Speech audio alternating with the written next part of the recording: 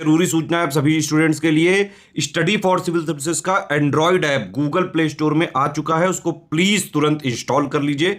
और अगर आप स्टडी फॉर सिविल सर्विसेज के सिर्फ ऐप से कोई भी कोर्स, कोई भी पीडीएफ परचेज करते हैं तो उसमें अप्लाई कूपन, अगर आप ज्ञान सर जो है आप उसमें अप्लाई करते हैं, ये कूपन कोड है, तो उसमें 20% फीस तुरंत माफ हो जाएगी। मतलब 20% डिस्काउंट तुरंत उसमें लग जाएगा।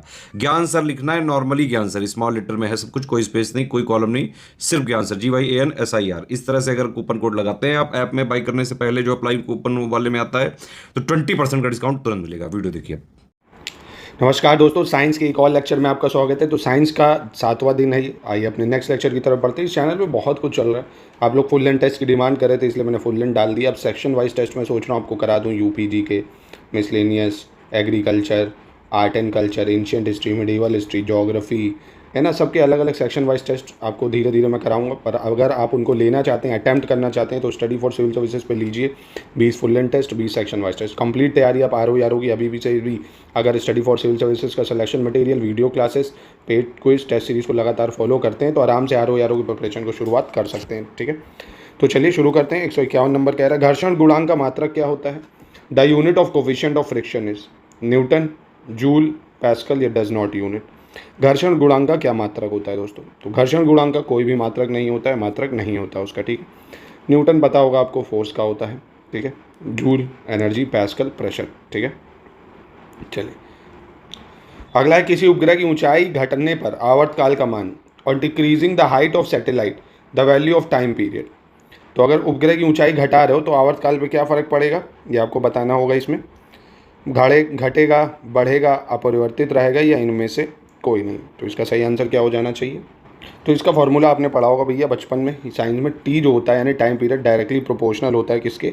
√H यानी टाइम के, है ना, किसके? टाइम के। तो यानी इसका आंसर क्या हो जाएगा भाई? आपने ये वाला फॉर्मूला भी पढ़ा होगा, T=2π वाला √R+H करके होता है, पर इसकी ज़रूरत नहीं, ये ध्यान रखो।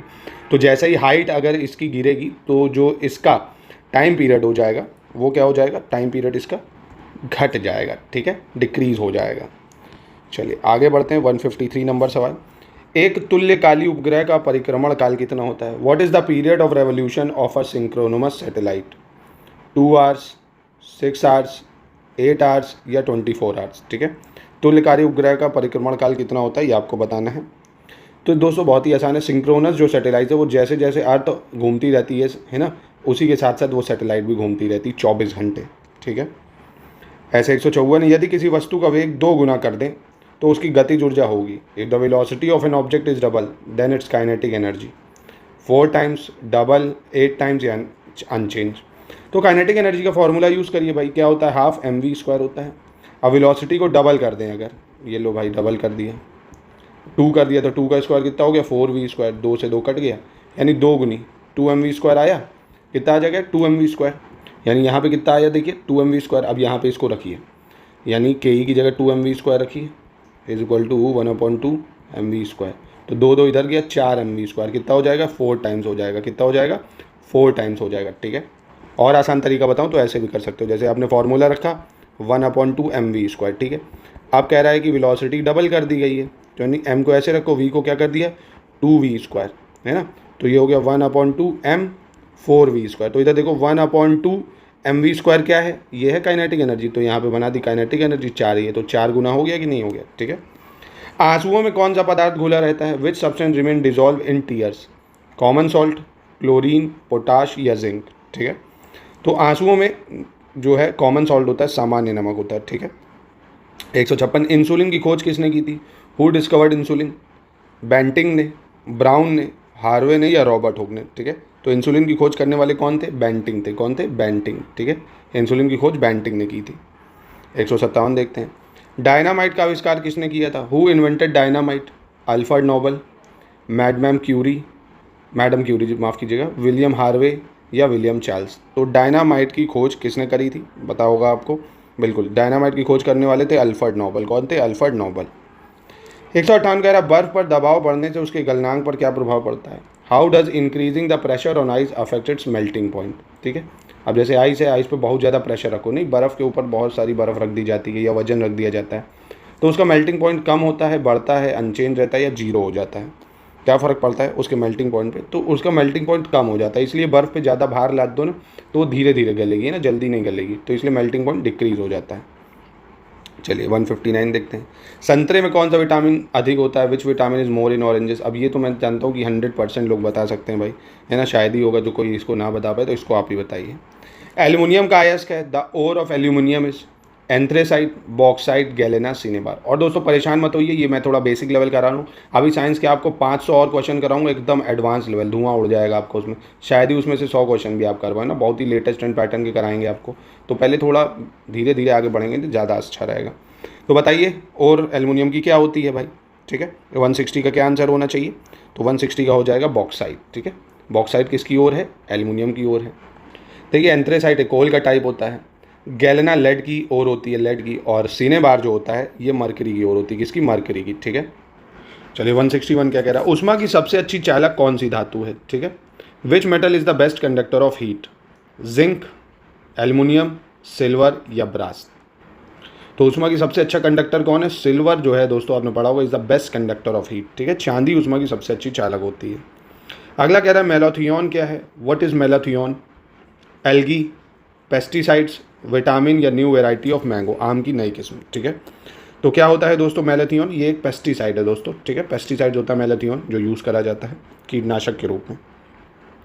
163 कह रहे हैं निम्नलिखित में से किसे वर्गीकी का पितामह कहा जाता है? Who among the following was known as father of taxonomy? Darwin, Aristotle या लीनियस या थियोफ्रेस्ट, ठीक है। किसको फादर ऑफ टैक्सोनॉमी बोला जाता है या वर्गीकी का पितामह? तो ये बोला जाता है लीनियस को। किसको बोला जाता है? लीनियस को, यानी ऑप्शन सी इसका बिल्कुल ठीक हो जाएगा, ठीक है। चलिए 164 देखते हैं। सिस्टेमा नेचुरी नामक पुस्तक किसके द्वारा लिखी गई है? The book name Systema Naturae has been written by Darwin, Carl Linnaeus, Lamarck या हीकल, ठीक है। किसने लिखी है ये वाली पुस्तक? ये लिखी है कार्ल लीनियस ने। किसने लिखी है? कार्ल लीनियस के द्वारा लिखी गई सिस्टेमा नेचुरी पुस्तक। 165 नंबर देखते हैं। निम्नलिखित में से कौन सा जल जनित नहीं रोग है, मतलब जल जनित रोग नहीं है? Which of the following is not a water borne diseases? Cholera, chicken pox, hepatitis, typhoid, ठीक है। तो काफ़ी आसान है ना, आराम से बता सकते हो इसका, बिल्कुल। चिकन पॉक्स ये पानी की वजह से थोड़ी होता है ना। कॉलरा है, हेपेटाइटिस है, टाइफाइड है, ये सब आपके पानी की डिसीजेज होती है। चिकन पॉक्स तो एक वायरस की तरह होता है। चलिए अगला कह रहा है 166 कह रहा है वस्तु की मात्रा बदलने पर निम्न में से क्या अपरिवर्तित रहता है? Which of the following remain unchanged when the quantity of commodity changes? Weight, density, volume या मास? तो ये भी बहुत ही आसान हो गया दोस्तों। आपको पता होगा कि जो डेंसिटी है, चाहे वस्तु की मात्रा बदल दो, है ना, ज़्यादा है कम कर दो, डेंसिटी पे कोई फ़र्क नहीं पड़ता है ना, उसके घनत्व में कोई फ़र्क नहीं पड़ेगा, ठीक है। वर्णांधता नामक रोग को किसके प्रयोग द्वारा किया जा सकता है? The disease called colour blindness can be cure by the use of concave lens, convex lens, both या नन ऑफ द अबव, ठीक है। तो क्या यूज़ करते हैं दोस्तों नाइट कलर ब्लाइंडनेस के लिए? इसके लिए हम लोग यूज़ करते हैं, देखिए, तो इसके लिए कुछ नहीं यूज़ होता, नन ऑफ दीज हो जाता। कलर ब्लाइंडनेस के लिए there is no cure for colour blindness, ठीक है, इसका कोई क्योर नहीं है। हाइपरमेट्रोपिया, मेट्रोपिया के लिए ये सब लेंसेज यूज़ हो सकते हैं, पर कलर ब्लाइंडनेस का कोई भी क्योर नहीं है। निम्नलिखित में से वह कौन सी घटना है जो केवल प्रकाश में होती है, ध्वनि में नहीं? विच of the following is a phenomena that occur only in light not in sound? Interference, diffraction, reflection या पोलराइजेशन, ठीक है, कि ये लाइट में होता है, साउंड में नहीं होता है। तो देखिए पोलराइजेशन जो होता है ये सिर्फ लाइट में होता है, साउंड में नहीं होता, जो लाइट को वेव्स के फॉर्म में डिफ्रैक्ट करती है, ठीक है, पोलराइजेशन उसमें होता है सिर्फ। तो ये हो जाएगा इसका। 169 कह रहा है स्थिर अनुपात का नियम किस वैज्ञानिक ने दिया था? Which scientist give the law of constant proportion, है ना, ये 10th में केमिस्ट्री में आपने पढ़ा होगा स्कूल में, अगर साइंस साइड से पढ़े हो गया। John Dalton, Rutherford, Joseph Proust या केवेंडिश, ठीक है। स्थिर अनुपात का नियम किसने दिया था? तो स्थिर अनुपात का नियम देने वाले थे जोसेफ प्राउस्ट। 170 कह रहा पॉजिट्रॉन की खोज किसने की थी? Who discovered positron? William Chadwick, Carl Anderson, Rutherford या चार्ल्स बेबेज? तो पॉजिट्रॉन की खोज करने वाले कौन थे भैया? कार्ल एंडरसन थे। कौन थे? Carl Anderson. चलिए 171 नंबर क्या कह रहा है देखते हैं। पादप कोशिका भित्ति मुख्य रूप से किससे बनी होती है? Plant cell walls are primarily made of sugar, cellulose, sucrose या स्टार्च, ठीक है। पादप कोशिका भित्ति किससे बनती है? तो पादप कोशिका भित्ति बनती है सेल्यूलोज से। किससे? सेल्यूलोज से। चलिए नेक्स्ट प्रश्न देखते हैं। प्रेरकत्व का मात्रक क्या है? What is the unit of inductance? Henry, what, Newton या एम्पियर? ठीक है, क्या होता है प्रेरकत्व या इंडक्टेंस का यूनिट? तो इसकी यूनिट होती है हेनरी। क्या होती है? हेनरी। पावर की यूनिट वॉट होती है। न्यूटन अभी बताया था फोर्स की हो जाएगी। एम्पियर करंट की होती है। ठीक है। हैबर विधि द्वारा किसका उत्पादन किया जाता है? Which produced by Haber method? Ammonia, sodium chloride, calcium carbonate या फॉस्फोरिक एसिड? ठीक है, हैबर मेथड के द्वारा क्या प्रयूज किया जाता है? तो अमोनिया का प्रोसेस करते हैं। अभी आपने 10th में साइंस में पढ़ा होगा हैबर प्रोसेस। हाइड्रोजन की खोज किसने की थी? Who discovered hydrogen? Cavendish, Charles brown, Robert Hooke या जेम्स एंडरसन? तो ये भी आसान है बहुत ज़्यादा। हेनरी कैवेंडिश ने करी थी हाइड्रोजन की खोज। ठीक है, चलिए 175 नंबर देखते हैं। आग बुझाने के लिए किस गैस का प्रयोग किया जाता है? Which gas is use to extinguish fire? Nitrogen, carbon dioxide, ammonia या क्लोराइन? ठीक है, तो जो देखा होगा ना ये सिलेंडर टाइप के होते हैं आग बुझाने के लिए, उसमें CO2 होती है, कार्बन डाइऑक्साइड होती है। ठीक है। सोडा वाटर में कौन सी गैस होती है? Which gas is present in soda water? Ammonia, chlorine, CO2 या नाइट्रोजन? तो सोडा आपने पिया होगा, उसमें क्या होता है? उसमें भी कार्बन डाइऑक्साइड ही होती है। ठीक है, चलिए आगे बढ़ते हैं। 177। पैरासेरिथ्रियम जो हाल ही में खबरों में था, किस जानवर की विलुप्त प्रजाति है? Paraceratherium that was recently in news is an extinct genus of which animal? Rhinoceros, crocodile, dinosaur या स्नेक? ठीक है, तो इसकी प्रजाति है गेंडा की प्रजाति है ये पैरासेरिथ्रियम। किसकी? गेंडे की। चलिए 178 देखते हैं। अफीम का वानस्पतिक नाम क्या है? What is the botanical name of opium? Emblica officinalis या पेपेवर सोमिनिफेरम या रोबल्फिया सर्पेंटिन या चिंचोना स्पीशीज? अफीम का क्या है भैया? वानस्पतिक नेम। ठीक है, तो बता सकते हो आप, इजी है। इसको बोलते हैं पेपेवर सेमरीफोरम। क्या बोलते हैं? पेपेवर सोमनीफोरम। किसको? ओपियम को। चलिए 179। विश्व से चेचक का उन्मूलन घोषित हुआ है? The small pox eradicated from the world? 1975, 1980, 1996 या 2008? पहले बहुत बड़ी समस्या बन गया था ये चेचक रोग, है ना, एक वायरस था एक तरह से। तो 1980 में इरेडिकेट हुआ ये। इसके लिए बहुत सारी वैक्सीन्स भी बनी। तरंगों का सबसे तीव्र गमन होता है? Sound waves have the most rapid propagation? किस में चलती हैं भैया सबसे ज़्यादा? सॉलिड, लिक्विड, गैस और वैक्यूम में साउंड वेव सबसे ज़्यादा किस में चलती हैं? तो सॉलिड में चलती हैं। किस में? सॉलिड में। 181 देखते हैं। निम्नलिखित में से किसे एक स्नेहक के रूप में भी प्रयोग किया जाता है? Which of the following is also used as a lubricant? Cuprite, graphite, hematite या क्रायोलाइट? ठीक है, तो किसको यूज़ करते हैं एज अ ल्यूब्रिकेंट? तो एज अ ल्यूब्रिकेंट यूज़ होता है ग्रेफाइट। ठीक है, ग्रेफाइट को एज अ ल्यूब्रिकेंट यूज़ किया जाता है। 182 कह रहा है वैज्ञानिक समाजवाद का प्रणेता किसे माना जाता है? Who is considered the father of scientific socialism? Karl Marx, Adam Smith, JM Keynes या जवाहरलाल नेहरू? तो साइंटिफिक सोशलिज्म का जनक माना जाता है कार्ल मार्क्स को। किसको? कार्ल मार्क्स को। निम्न में से कौन अंडज स्तनी नहीं है? Which of the following is an oviparous mammal? ठीक है, कौन अंडज स्तनी है? जैसे कंगारू और मोनोट्रीम, वेल या बैट, कौन अंडे देता है? तो ये भी आसान है। मोनोट्रीम जो होता है ये अंडे वाला है ना, अंडज स्तनी, नहीं तो कंगारू, वेल, बैट ये सब स्तनधारी हैं।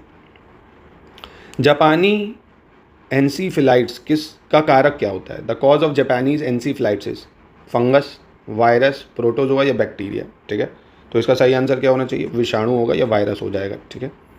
185 कह रहे निम्न में से कौन सा रासायनिक उर्वरक नहीं है? Which of the following is not a chemical fertiliser? Sodium sulphate, super phosphate, urea या पोटेशियम नाइट्रेट? ठीक है, कौन नहीं है एक केमिकल फर्टिलाइजर? तो बहुत ही आसान है, सोडियम सल्फेट केमिकल फर्टिलाइजर नहीं होता है। ठीक है। वायु दाब सबसे कम किस में होता है? Air pressure is lowest in winter में, स्प्रिंग में, ऑटम में या समर में? तो ये भी आप लॉजिक के बेस सवाल बता सकते हो कि गर्मियों में भाई एयर प्रेशर कहाँ ही होता है, सबसे ज़्यादा एयर प्रेशर सर्दियों में होता है, सबसे कम गर्मियों में हो जाता है। निकट दृष्टि दोष को ठीक किया जा सकता है? Myopia can be corrected by using convex lens, concave lens, cylindrical lens या प्लेन कॉन्वेक्स लेंस? क्या यूज़ करते हैं मायोपिया को सही करने के लिए? तो हम लोग कॉनकेव लेंस यूज़ करते हैं मायोपिया के लिए। क्या यूज़ करते हैं? Concave lens. ठीक है, यानी अवतल लेंस का प्रयोग करते हैं निकट दृष्टि दोष को दूर करने के लिए। ठीक। सोलर सेल और ऊर्जा को किस ऊर्जा के रूप में परिवर्तित करता है? Solar cell convert solar energy into sound energy, light, electrical या नॉन ऑफ दिस? तो बताओ इससे भी आसान कोई होगा? Electrical energy. निम्नलिखित में से कौन सा रोग प्रोटोजोआ द्वारा होता है? Which of the following disease is caused by protozoa? Cholera, diphtheria, pneumonia या मलेरिया। ठीक है, इनमें से कौन होता है प्रोटोजोआ के द्वारा? तो मलेरिया होता है इनमें से प्रोटोजोआ के द्वारा। 190 देखते हैं। संवहन द्वारा ऊष्मा का स्थानांतरण हो सकता है। Heat can be transferred by convection, solid से लिक्विड में, कॉन्क्रीट एंड एक्सपोर्ट में, गैस लिक्विड में, या एक्सपोर्ट एंड गैस में। ठीक है, ठोस एवं द्रव, ठोस निर्यात, गैस द्रव, निर्यात और गैस। तो संवहन द्वारा किस में होता है? आसान है, ये गैस और लिक्विड में होता है ना, संवहन द्वारा हो जाता है ये। अब जैसे देखा होगा पानी है भाई, है ना, गैस है, ऐसे कन्वेक्शन करंट उठते हैं कि नहीं उठते, उसके द्वारा होता है। ठीक है, और सॉलिड में जब तक आप टच नहीं करोगे ट्रांसफ़र नहीं होगी। स्टार्च एक है, स्टार्च क्या है भाई? मोनोसेक्राइड, डाइसेक्राइड, पॉलीसेक्राइड, या इनमें से कोई नहीं। तो स्टार्च क्या होता है? स्टार्च एक पॉलीसेक्राइड्स होते हैं। स्टार्च क्या होते हैं? पॉलीसेक्राइड्स।